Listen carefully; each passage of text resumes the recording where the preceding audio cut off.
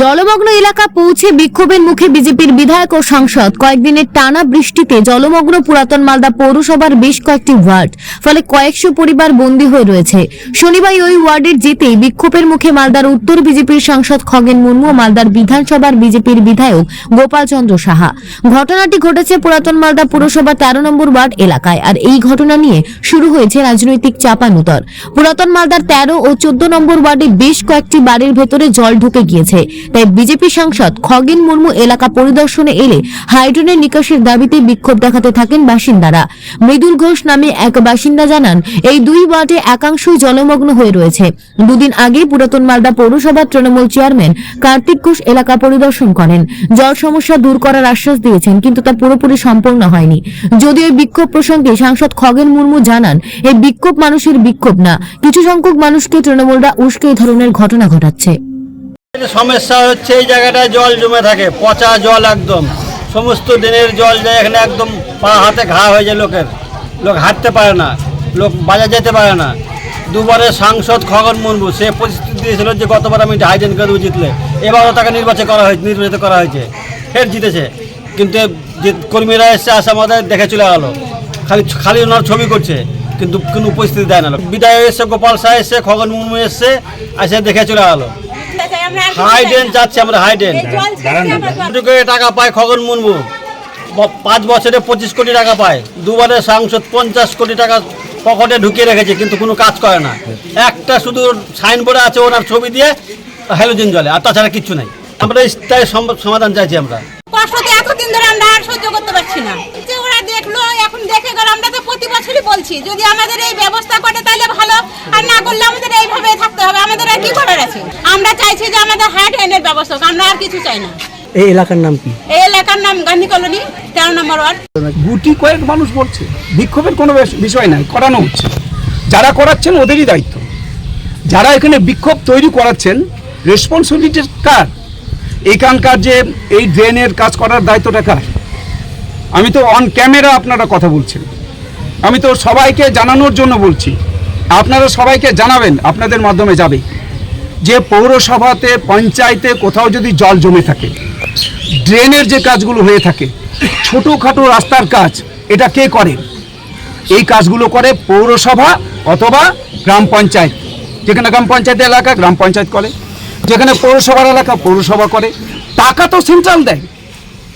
যদি এই সমস্ত ক্ষেত্রে এই যে এই মুহূর্তে একটা প্রাকৃতিক দুর্যোগ যখন হচ্ছে, ডিজাস্টার ম্যানেজমেন্টের টাকা কি এমপি আর এমএলএকে দেয়, নাকি টাকাটা রাজ্য সরকারকে দেয়? রাজ্য সরকার পৌরসভাকে দেয় থ্রু ডিএম, ডিস্ট্রিক্ট ম্যাজিস্ট্রেট। আমি তো এখনই ডিএম এর সাথে কথা বললাম, আপনারা যদি রেকর্ড করে থাকেন ভালো। তো উনি কি বললেন যে এই आपका काम है, आप क्यों नहीं कर रहा है? उन्होंने बोलो कि बोला हम देखते हैं, अभी मैं तुरंत मैं देखता हूँ, तुरंत मैं करवाता हूँ। তার মানে ওনারই দায়িত্ব, উনি তো বোঝেন, ডিএম তো বোঝেন, এখানে চেয়ারম্যান হয়তো বোঝেন না, এখানকার কাউন্সিলর হয়তো বোঝেন না। উনি ওটা বোঝাতে চান যে ওই এখানে এমপি আর এমএলএ ওদেরকে দিয়ে করাতে হবে। এমপি এমএলএদের কোনো ইঞ্জিনিয়ার থাকে না, এমপি এমএলএদের কাছে টাকা আসে না। আমাদের যে এখানে এমপি এমএলএদের এমএলএ ল্যাড বা এমপি ল্যাডের যে টাকা আসে, যে সেই টাকাটাও ডিএম এর কাছে থাকে। আমরা জাস্ট প্রপোজাল দিই, সমস্ত এমপি এমএলএরা প্রপোজাল দেয়, ডিএম সেই টাকাটা খরচ করেন, টাকাটা ডিএম এর কাছেই থাকে, এটা আমাদের কাছে থাকে না। আমাদের কোনো ইঞ্জিনিয়ার নেই, ইঞ্জিনিয়ার পৌরসভার আছে, কেন করছেন না? আমি তো বলবো পৌরসভা এর জন্য দায়ী। কাউন্সিলরকে বারবার ডাকলাম এখানে, উনি এলেন না, উনি এখানে এলেন না, শুধু উস্কানোর জন্য আছেন। উস্কিয়ে দিয়ে কোনো লাভ আছে? সমাধান করতে হবে তো। ওনারা এখানে উস্কানোর জন্য আছেন, আর টাকা সমস্ত লুট করার জন্য আছেন। লোককে উস্কাবেন, টাকা লুট করবেন, এটা তো হওয়া উচিত না ভাই। আপনার এখানে দায়িত্ব যে মানুষ দিয়েছে, পৌরসভাতে আপনাকে বসিয়েছে, পৌরসভার যে দায়িত্ব সেটা পালন করুন। এমএলএ এমপির যে দায়িত্ব, ওখানে পৌরসভাতে যদি টাকা না আসে, রাজ্য সরকার যদি টাকা না পায় ডিজাস্টার ম্যানেজমেন্টের, সেটা দায়িত্ব এমপি ওখান থেকে রাজ্য সরকারকে ঠিকমতো যাতে পায় তার ব্যবস্থা করবে।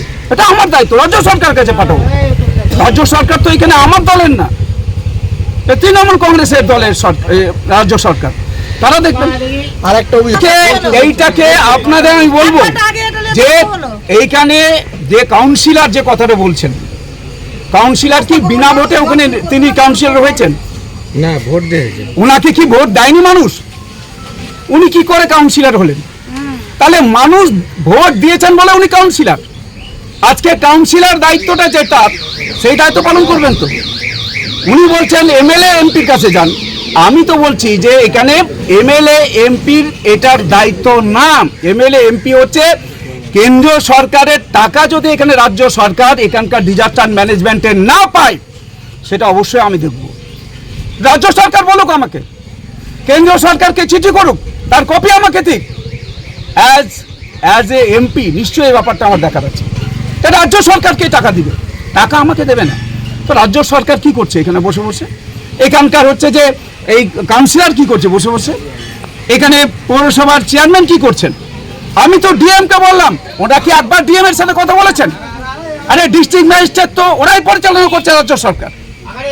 এখানকার কাউন্সিলর ডাইরেক্ট ডিএম কে বলেছে কি? একবার শোনাক, সমস্ত লোকগুলো তো আছে, আমি ডিএম কে শুনিয়ে তো বললাম সবার কাছে। ডিএম কে বললাম এখনই আপনি এটা ব্যবস্থা করুন, এখানকার জলটাকে পাম্প আউট করুন। আর রাস্তাঘাট খারাপ হয়ে আছে, এই কাজগুলোর কথা আপনি ওদেরকে বলুন, তো ওদের দায়িত্ব। দেখুন, বিক্ষোভ হওয়াটা তো এটা স্বাভাবিক যে একজন বিধায়ক, একজন এমপি, তার এলাকার মানুষের প্রতি দায়িত্ব এবং কর্তব্য রয়েছে। আমরা পৌরসভা, আমরাও মানুষের প্রতি দায়িত্ব এবং কর্তব্য রয়েছে, আমরা সেই দায়িত্ব এবং কর্তব্য আমরা পালন করি, কিন্তু বিধায়কদেরকে পাই না। বিধায়করা বছরে আপনার 5 বছরে 3 কোটি টাকা পায়। আপনার এমপি ডেভেলপের জন্য, তার এলাকার উন্নয়নের জন্য সেখানটায় 25 কোটি টাকা পায়। কিন্তু আমরা তো সেখানটা ওল মালদাতে তারা কাজও করিনি, 25 পয়সার কাজ করিনি। ভোট আসলে সাম্প্রদায়িকতা বলে, এবং সেখানটায় আমরা দেখেছি সাম্প্রদায়িকতা বলে ধর্মীয় বিভাজন করে মানুষের ভোট নিয়ে তারা নির্বাচন জয়ী হয়ে যায়, জয়লাভ করে যায়, তারপরে আর মানুষের দেখা পায় না।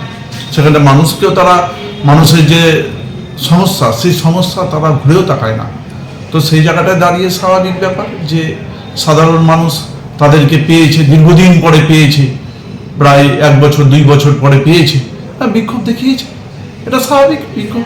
হ্যাঁ, দেখুন, এটা বিরোধীদের একটা অপপ্রচার, এটা একটা অপপ্রচার করছে। আমরা ওলমালদা পৌরসভায় আমরা এই পৌরসভায় আমরা অ্যাডমিনিস্ট্রেটর চালাচ্ছি। আমরা মানুষের যে উন্নয়ন, সেখানটায় আমরা বাজ বিচার করি না। আপনারা লক্ষ্মী ভাণ্ডার বলুন, এইচএফের ঘর বলুন, বাংলার বাড়ি প্রকল্পের যে ঘরগুলো, এখানটায় সিপিএমকে, কে কংগ্রেস, কে বিজেপি, কে তৃণমূল, আমরা এটা বাজ বিচার করি না।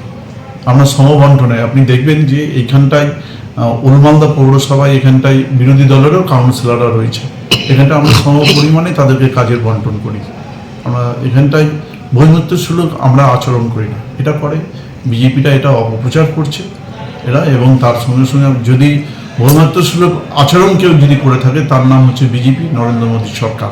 আপনারা জানেন যে বেঙ্গলে যে আমাদের যে পাওনা প্রায় 1,60,000 কোটি টাকা, যে সেই কোটি টাকা সেখানটায় যে মানুষের যে উন্নয়ন, সেই উন্নয়নকে স্তব্ধ করে দেওয়ার জন্য যে বেঙ্গলের যে ন্যায্য পাওনা, সেই ন্যায্য পাওনা থেকে বঞ্চিত করেছে। আপনারা সকলেই জানেন এটা।